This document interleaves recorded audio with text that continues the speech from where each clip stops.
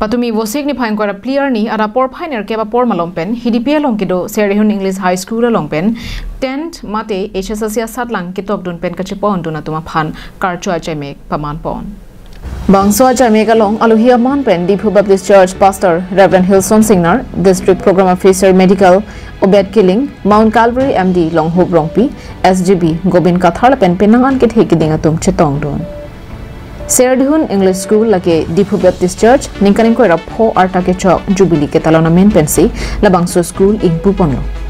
Keramtang surihini ra troxy mari 2007 ningkan hodsi labangso school ingpulo.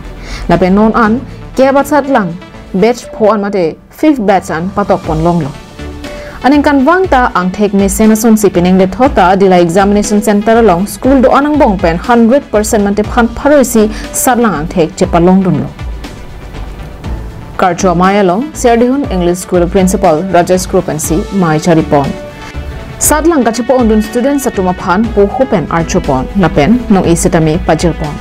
Lapen English subject along marks ke ong naya phan kalitang bidasing rong par amen pen archak intia phan tangka suri ke pi pajirpon lo.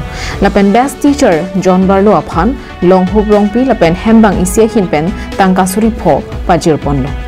Labangso ningkarong amayalong Dilay Higher Secondary School Principal Jayanti Teronpi, Cleared Up English High School Principal Jameson Ingti, Assistant Teacher Pathak, Konmuni Teron, Amor Kathara Tumta Chetongdon.